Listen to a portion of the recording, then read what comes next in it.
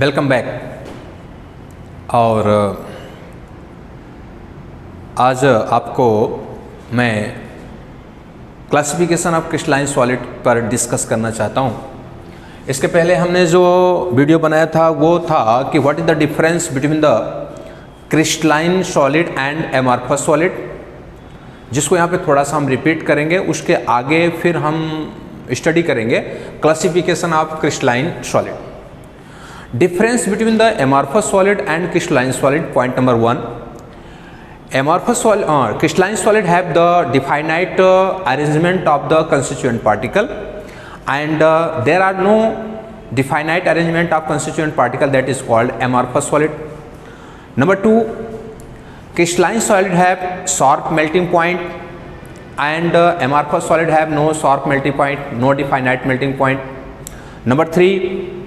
Crystalline solid is known as true solid and amorphous solid is known as pseudo solid. Number 3, crystalline solid have a definite fusion enthalpy and amorphous solid have no definite fusion enthalpy. Crystalline solid show anisotropic properties, amorphous solid show isotropic properties.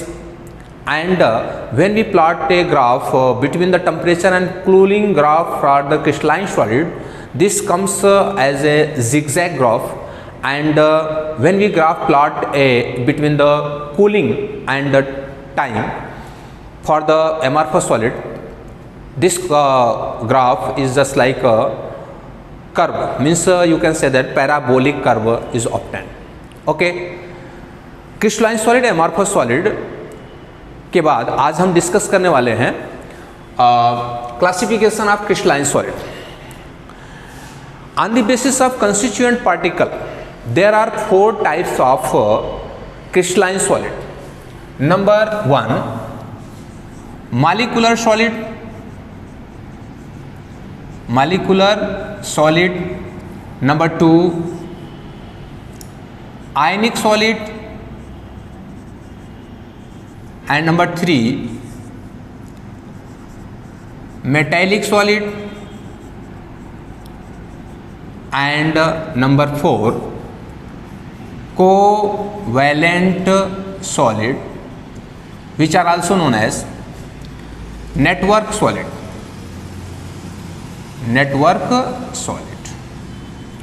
Constituent particle क्या है ये तो आपको पता है, ये कि अभी इसके पहले हमने आपको बताया था कि proper arrangement of constituent particle that is called crystalline solid, improper arrangement of constituent particle that is called amorphous solid.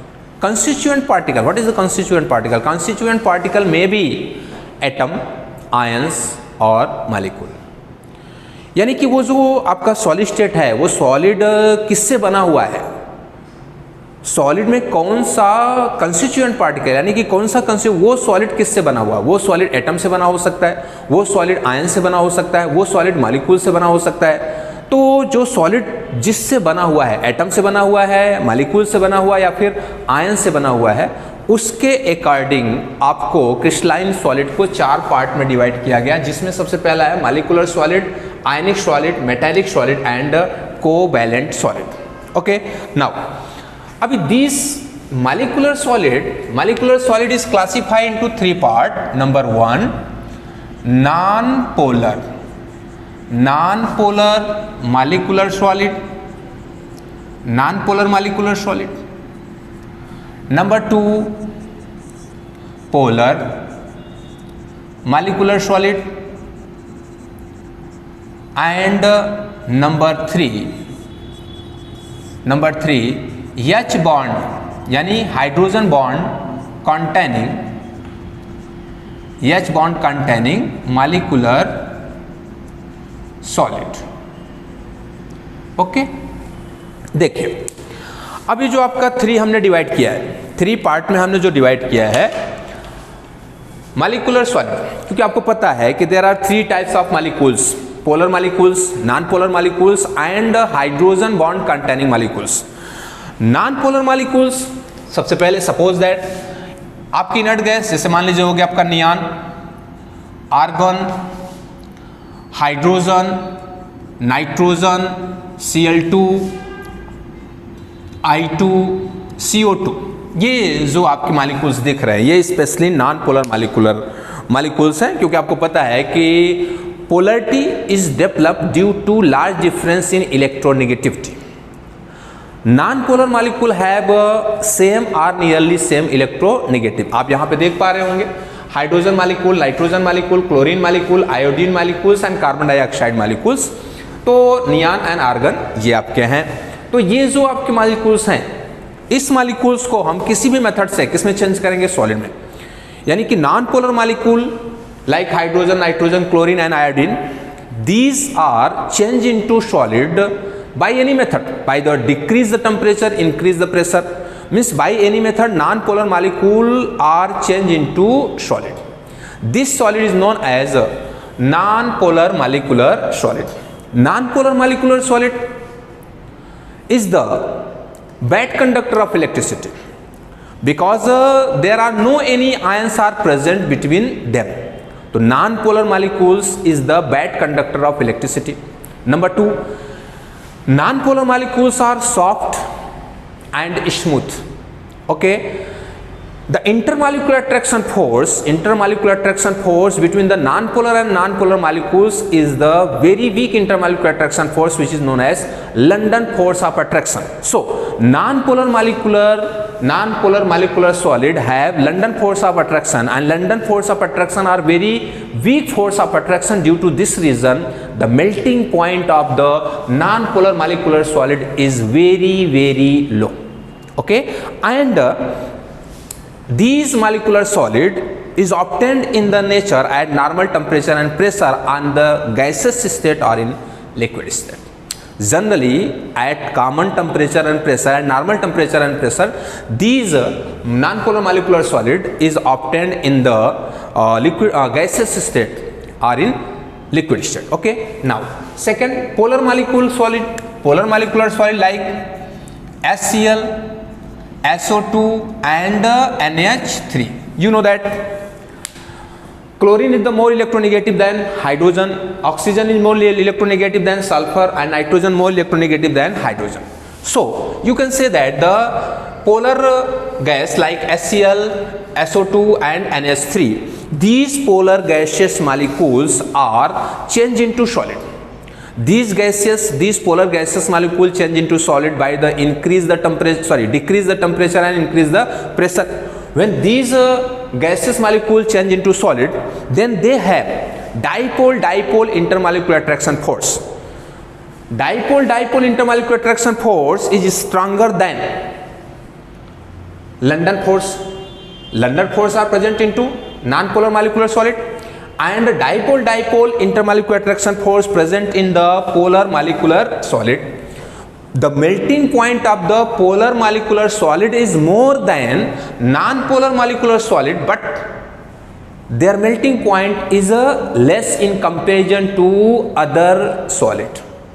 Means polar molecular solid, their melting point is more than non-polar molecular solid, but the melting point of polar molecular solid is less than other solid like hydrogen bond containing molecular solid, and these are metallic solid, ionic solid and covalent solid.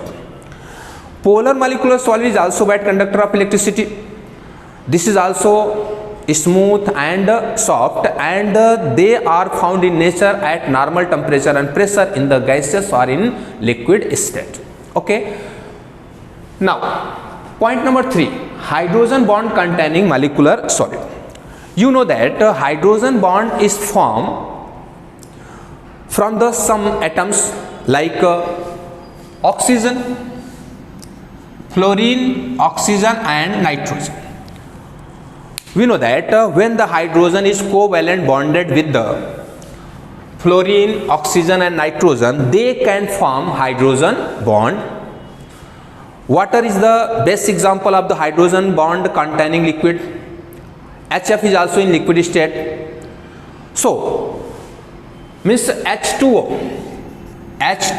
and HF, they are found in nature in the liquid state, and these liquid are changed into solid by the decrease in temperature, then it's convert into water, convert into ice. तो ice is the example of hydrogen bond containing molecular solid. Ice is also soft and smooth and they are bad conductor of electricity, but their melting point is higher than non-polar molecular solid and polar molecular solid, because in previous मैंने इसके पहले वाले video में आपको बताया था कि 4 type के आपके इंटरमॉलिक्यूलर अट्रैक्शन फोर्स, वंडर वाला अट्रैक्शन फोर्स आपके 4 टाइप होते हैं, जिसमें पहला आपका है लंडन फोर्स, दूसरा आपका है डाइपोल इंटरमॉलिक्यूलर अट्रैक्शन फोर्स, तीसरा है dipole induce dipole intermolecular attraction force, and fourth number है hydrogen bond containing molecular attraction intermolecular attraction force. अब इन चारों में से सबसे ज्यादा अगर हम सबसे ज्यादा स्ट्रांग इंटरमॉलिक्यूलर अट्रैक्शन फोर्स है तो वो कौन है? Hydrogen bond. यानी पहला जो है stronger intermolecular attraction force hydrogen bonding. Now second number पे आपका आता है dipole intermolecular attraction force. Third number पे dipole induce dipole intermolecular attraction force. And सबसे वीक जो इंटरमॉलिक्यूलर अट्रैक्शन फोर्स होता है वो होता है लंडन फोर्स ऑफ अट्रैक्शन. इसका सीधा सा मतलब है कि हाइड्रोजन बॉन्ड कंटेनिंग जो मॉलिक्यूलर सॉलिड है, तो hydrogen bond containing molecular solid है, इसका जो मेल्टिंग पॉइंट होगा ऊपर के जो नॉन पोलर और पोलर मॉलिक्यूलर सॉलिड है उनके कंपैरिजन में इनका जो मेल्टिंग पॉइंट होगा वो हाई होगा. ओके, तो molecular solid are divided into the non-polar molecular solid, polar molecular solid and hydrogen bond containing molecular solid. Shortcut में आपको आइडिया दे दें, इसमें जो इंटरमॉलिक्यूलर अट्रैक्शन फोर्स है that is the London force of attraction. इसमें जो आपका आता है इंटरमॉलिक्यूलर अट्रैक्शन फोर्स वो होता है डाइपोल इंटरमॉलिक्यूलर अट्रैक्शन फोर्स, और ये जो होता है वो hydrogen bond containing molecular solid होता है. नॉन पोलर मॉलिक्यूलर सॉलिड जो होते हैं वो सॉफ्ट होते हैं और स्मूथ होते हैं, और उनका जो मेल्टिंग पॉइंट होता है बहुत ही लेस होता है. इसका जो करेक्टर है वो भी सॉफ्ट होते हैं, मेल्टिंग पॉइंट इनका हाई होता है नॉन पोलर से, बाकी इनका जो मेल्टिंग पॉइंट होता है वो भी लेस होता है. इसके साथ साथ ये तीनों ही बैड कंडक्टर ऑफ इलेक्ट्रिसिटी हैं, और इसके साथ साथ non polar and polar molecular जो सॉलिड होते हैं नॉर्मल टेम्परेचर प्रेशर पे गैसेस स्टेट और लिक्विड स्टेट में फाइंड होते हैं.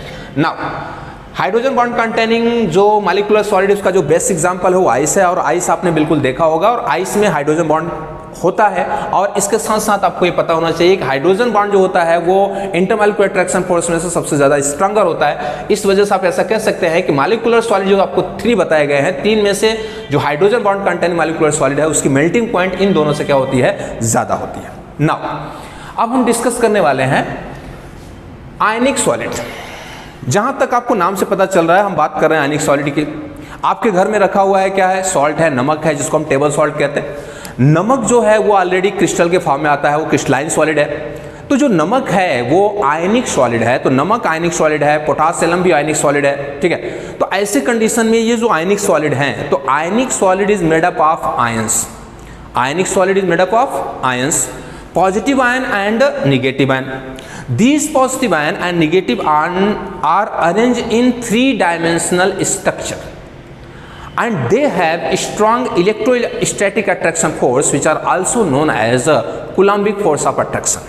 आपको अच्छी तरह पता है कि जो आयनिक सॉलिड है वो किससे बने होंगे? आयन से बने होंगे, और जो आयन है उसमें पॉजिटिव आयन होता है और नेगेटिव आयन होता है. ये जो पॉजिटिव और नेगेटिव आयन है वो 3-dimensional अरेंजमेंट होता है, यानी पॉजिटिव और नेगेटिव आयन का 3-dimensional अरेंजमेंट होता है. ठीक है, लेकिन ये जो 3-dimensional अरेंजमेंट है इसमें पॉजिटिव और नेगेटिव आयन के बीच में जो अट्रैक्शन फोर्स लगता है वो बहुत ही स्ट्रांग होता है, जिसको आप कहते हैं इलेक्ट्रोस्टैटिक अट्रैक्शन फोर्स, या जिसको आप कहते हैं Coulombic force of attraction. Okay, इसके बीच में जो इंटरमॉलिक्यूलर अट्रैक्शन फोर्स है, यानी कि जो आपका इलेक्ट्रोस्टैटिक अट्रैक्शन फोर्स है, कूलम्बिक फोर्स है, कूलम्बिक फोर्स काफ़ी हार्ड होता है, यानी काफ़ी स्ट्रांग होता है. तो जो आपका इलेक्ट्रोस्टैटिक अट्रैक्शन फोर्स है वो स्ट्रांग होने की वजह से इनकी जो मेल्टिंग पॉइंट होती है, खासकर आयनिक सॉलिड की जो मेल्टिंग पॉइंट होती है वो हाई होती है.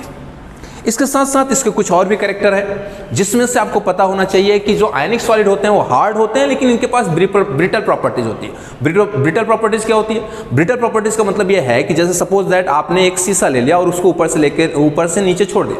जब आप ऊपर से नीचे शीशे को छोड़ देते हैं तो छोटे छोटे टुकड़े में क्या हो जाता है? टूट जाता है. तो इसको हम कहते हैं ब्रिटल प्रॉपर्टीज. ठीक है, हिंदी में उसको बोलते हैं क्षणभंगुर. ओके, तो ब्रिटल प्रॉपर्टीज का मतलब यह है कि आपको कोई भी, मान लीजिए आपने सोडियम क्लोराइड का क्रिस्टल लेकर के ऊपर से नीचे छोड़ दिया, तो आपने देखा होगा कि छोटे छोटे टुकड़े में क्या हो जाता है? टूट जाता है. तो आप ऐसा कह सकते हैं कि ionic solid are harder and having the brittle properties. Ionic solid have ions but they can not conduct electricity in the solid state. अब आप ये सोचेंगे कि जो आयनिक सॉलिड है उसमें आयंस तो हैं, लेकिन वो इलेक्ट्रिसिटी का कंडक्टर नहीं होता। मतलब solid ionic solid form of ionic solid is the bad conductor of electricity because there are no free ion. आप अच्छी तरह समझ जाइए कि आयनिक सॉलिड में आयंस होते हैं, लेकिन वो आयंस फ्री नहीं होते। वो आयंस आयनिक बॉन्ड के थ्रू बंधे हुए होते, वो आयंस फ्री नहीं होते, जिसकी वजह से सॉलिड स्टेट में जो आयनिक सॉलिड है वो बैड कंडक्टर ऑफ इलेक्ट्रिसिटी है। लेकिन अगर उसी आयनिक सॉलिड को आप मेल्ट करा दो, यानी कि आप टेम्परेचर देकर को लिक्विड स्टेट में चेंज कर दो, या फिर उसी आयनिक सॉलिड को आप एक्वस सॉल्यूशन बना दो, तो aqueous solution of the ionic solid और molten condition of ionic solid is the good conductor of electricity.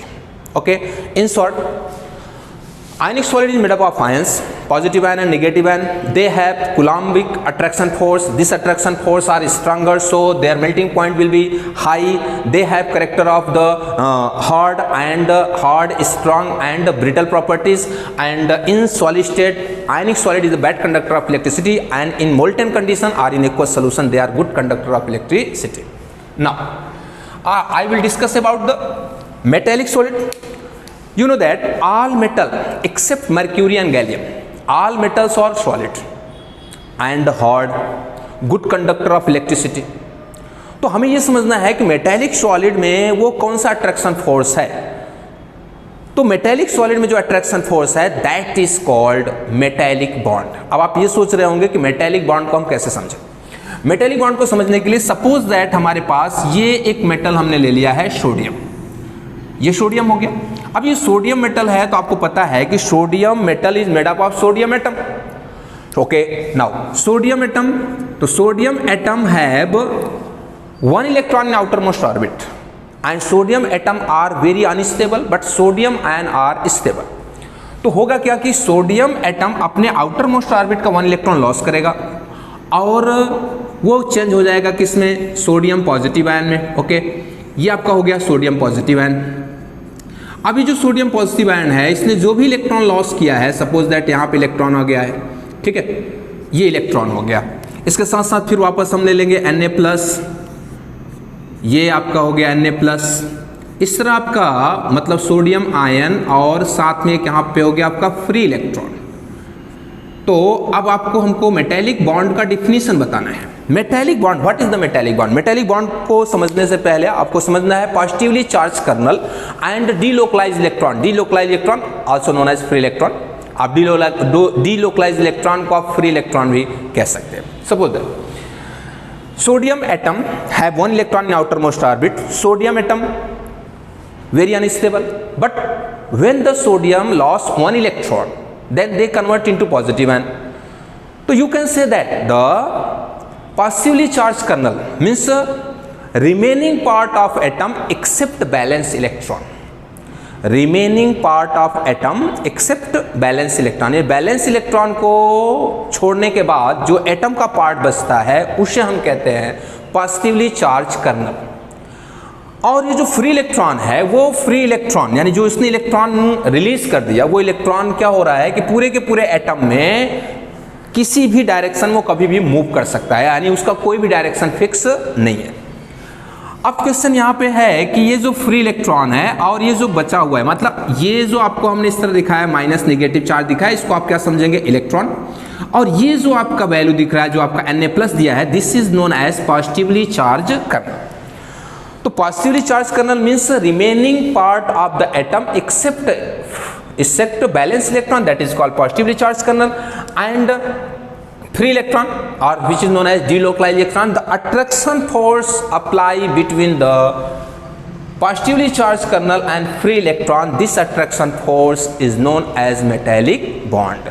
Metallic bond क्या है कि जो आपका फ्री इलेक्ट्रॉन है, फ्री इलेक्ट्रॉन और पॉजिटिवली चार्ज कर्नल के बीच में लगने वाला जो अट्रैक्शन फोर्स है उसी को हम कहते हैं मेटेलिक बॉन्ड। ओके, अब सपोज दैट अब यहाँ पे हो गया आपका Na+ और ये पूरे के पूरे जो आपके हैं positively charge kernel and positively charge kernel and free electron, जो भी आप देख पा रहे हैं यहाँ पे ये फ्री इलेक्ट्रॉन है, यानी कि आपका सोडियम एटम, सोडियम मेटल है और उसमें आपके अंदर क्या है, पॉजिटिवली चार्ज कर्नल है एंड इसके साथ साथ फ्री इलेक्ट्रॉन है और इसके बीच में जो अट्रैक्शन फोर्स आएगा वही होगा आपका मेटेलिक बॉन्ड मीन्स आप कह सकते हैं कि all metals are solid except mercury and gallium and these metals metallic solid is made up of metallic bond. Metallic bond means positively charged kernel and free electron. The attraction force between the positively charged kernel and free electron is known as metallic bond.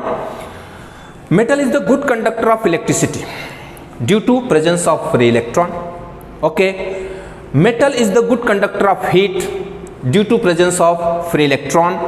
Means ये जो free electrons हैं, ये जो free electrons हैं, इस free electrons की वजह से जो मेटल्स होते हैं that is the good conductor of electricity. इसी फ्री इलेक्ट्रॉन की वजह से they conduct thermal conductivity due to free electron. इसके साथ साथ आपको हम बताएं कि ये जो आपका मेटेलिक बॉन्ड होता है बहुत ही ज़्यादा स्ट्रांगर होता है. इस वजह से जितने मेटल होते हैं वो हार्ड होते हैं और उनकी जो मेल्टिंग पॉइंट होती है वो भी काफ़ी हाई होती है. ठीक है, तो ये आपका हो गया मेटेलिक सॉलिड. यानी metallic solid is made up of metal. Metallic bond means the attraction force between the positively charge kernel and delocalized electron, that is known as metallic bond. This is the stronger attraction force. Due to this reason they are hard, malleable, ductile. means metal के जितने character आपको आते हैं वो सारे के सारे character आप मेटेलिक सॉलिड के लिए आप यूज कर सकते हैं. Okay, now metals is the good conductor of electricity due to free electron. metal is the good conductor of thermal due to free electron. ठीक है, लेकिन जो आपका थर्मल कंडक्टिविटी होता है और जो इलेक्ट्रिक कंडक्टिविटी होता है उसमें थोड़ा सा डिफरेंस होता है. उसका एक रीज़न होता है कि इलेक्ट्रिसिटी जैसे हम अप्लाई करते हैं वैसे ही वन एंड से इलेक्ट्रिसिटी दूसरे एंड पे चला जाता है. लेकिन जब हम उसमें थर्मल कंडक्टिविटी करना चाहते हैं तो किसी एक एंड पे अगर हम टेम्परेचर देते हैं तो जब हम टेम्परेचर किसी एक एंड पे देते हैं तो जो हमारा ये इलेक्ट्रॉन्स उसकी काइनेटिक एनर्जी इंक्रीज कर जाती है. उस काइनेटिक एनर्जी इंक्रीज करने की वजह से कोलिजन इंक्रीज कर जाता है, जिसकी वजह से जो आपका थर्मल कंडक्टिविटी है वो एक प्लेस से दूसरी प्लेस जाने में थोड़ा टाइम लगता है. ठीक है, मतलब वो slowly thermal conductivity electric conductivity के जैसे नहीं होता. थर्मल कंडक्टिविटी धीरे धीरे यानी जिस इंड पे आपने हीट दिया है वो जल्दी हीट हो जाता है और दूसरा जो इंड होता है वो स्लोली हीट होता है, क्योंकि जो आपके इलेक्ट्रॉन्स हैं जो पॉजिटिवली चार्ज कर्नल है वो काइनेटिक एनर्जी यानी टेम्परेचर इंक्रीज करके उनकी काइनेटिक एनर्जी इंक्रीज करता है, जिसकी वजह से उनका क्या इंक्रीज करता है, वाइब्रेशन इंक्रीज करता है. वाइब्रेशन इंक्रीज करेगा तो कोलिजन इंक्रीज होता है और इस कोलिजन की वजह से जो टेम्परेचर है वो higher temperature to lower temperature continuous flow करता रहता है, जिसकी वजह से आपका जो थर्मल कंडक्टिविटी होता है. और इसके साथ साथ हमने आपको सब कुछ बता दिया कि मेटल के जितने कैरेक्टर आपके अंदर हैं वो सारे के सारे कैरेक्टर आप यूज कर सकते हैं किसके लिए, मेटेलिक सॉलिड के लिए, और इसका मेल्टिंग पॉइंट भी काफी हाई होता है. इसके साथ साथ आपका लास्ट होता है कोवैलेंट सॉलिड और network solid. Covalent bond, generally covalent bond is form between the non metal. ये आपको अच्छी तरह से पता है कि जो कोवैलेंट बॉन्ड होते हैं वो जनरली नॉन मेटल के बीच में बनते हैं. अब covalent bond containing molecular covalent bond, covalent solid और नेटवर्क सॉलिड. अब इसका जो बेस्ट एग्जांपल है उसके लिए हम आपको बताना चाहते हैं कि covalent bond containing solid which is known as network solid. Diamond is the best example of the covalent solid. Silicon carbide SiC, silicon carbide SiC ये भी आपका कोवैलेंट सॉलिड है.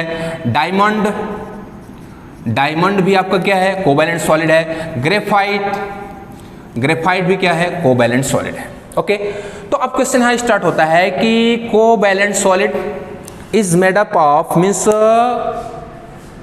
between the two non-metal they are interconnected by the covalent bond. तो covalent solid having the covalent bond, जैसे suppose that अगर आपको example दिया जाए डायमंड का, तो diamond is totally made up of carbon. One carbon have 4 electron in outermost orbit and these 4 electron take part in the covalent bond. So there are no any free electron present in diamond. Due to this reason diamond is the bad conductor of electricity. इसके साथ साथ graphite, 1 carbon atom in case of graphite form 3 covalent bond. Suppose that आपको यहां पर example दिया जाए कि diamond का जो हाइब्रिडाइजेशन है वो क्या है, sp3, और ग्रेफाइट का जो हाइब्रिडाइजेशन है वो है sp2. ओके तो डायमंड का हाइब्रिडाइजेशन sp3 है, इसका मतलब क्या है कि 1 carbon bonded with the 4 another carbon. Graphite के carbon 1 carbon bonded with the another 3 carbon, covalent bonded with the another 3 carbon. यानी यहाँ पे डायमंड के पास में जो कार्बन के पास में 4 इलेक्ट्रॉन है, वो 4 के चारों इलेक्ट्रॉन किसी दूसरे कार्बन के साथ बॉन्डेड है, जिसकी वजह से डायमंड के जितने भी कार्बन है उन सभी कार्बन का हाइब्रिडाइजेशन क्या होता है, sp3। इसका मतलब क्या है कि अगर उसका sp3 हाइब्रिडाइजेशन है तो उसके पास कोई भी फ्री इलेक्ट्रॉन नहीं है। अगर उसके पास कोई भी फ्री इलेक्ट्रॉन नहीं है तो डायमंड क्या हो जाएगा, बैड कंडक्टर ऑफ इलेक्ट्रिसिटी, क्योंकि आपको पता है कि इलेक्ट्रिसिटी का जो कंडक्टिविटी होता है बाय द फ्री इलेक्ट्रॉन और बाय द फ्री आयन। तो आयन तो कोई चांसेस में है नहीं, लेकिन यहां पे आपका चांस है फ्री इलेक्ट्रॉन का, लेकिन डायमंड में फ्री इलेक्ट्रॉन पॉसिबल नहीं है क्योंकि उसका हाइब्रिडाइजेशन क्या है, sp3। दूसरा ग्रेफाइट, तो ग्रेफाइट के बारे में आपने सुना होगा, चाहे आप इसको एक्सेप्शन में मान लीजिए। तो graphite is the soft, diamond is the hard, graphite is the soft. Diamond is the bad conductor of electricity but graphite is the good conductor of electricity. Now diamond is the bad conductor of electricity and graphite is the good conductor of electricity due to one carbon, in case of graphite, one carbon bonded with the another 3 carbons, so 1 electron of carbon are free. Due to this reason, this free electron is responsible for the conductivity of the graphite. Means graphite is the good conductor of electricity, diamond is the bad conductor of electricity. Diamond is the hard, their melting point is very high, graphite is soft and their melting point are low. Diamond bad conductor of electricity because there are no any free electron present in diamond, but graphite have sp2 hybridization, means they have 3 covalent bond, 1 carbon have 3 covalent bonds, so their hybridization is sp2 and 1 electrons of every carbon in graphite are free, and graphite is the good conductor of electricity due to presence of free electron. Okay तो ये आपका हो गया covalent solid और network solid. आपने diamond और graphite का structure आपने देखा होगा, वो नेटवर्क लाइक उसका स्ट्रक्चर होता है। तो ऐसे कंडीशन में डायमंड हार्ड होता है क्योंकि उसकी जो स्ट्रक्चर होती है वो काफ़ी कॉम्प्लिकेटेड होती है, और ग्रेफाइट का जो स्ट्रक्चर होता है उसमें भी हेक्सागोनल स्ट्रक्चर होता है, लेकिन उस हेक्सागोनल स्ट्रक्चर में गैप होता है 340 pm का गैप होता है, और वो सॉफ्ट इसलिए होता है क्योंकि उसी गैप से वो ब्रेक हो जाता है। ठीक है, तो आज का जो वीडियो था वो classification of the crystalline solid, जिसमें हमने आपको पूरा एक्सप्लेन किया। नेक्स्ट वीडियो में हम आपको लेके आएंगे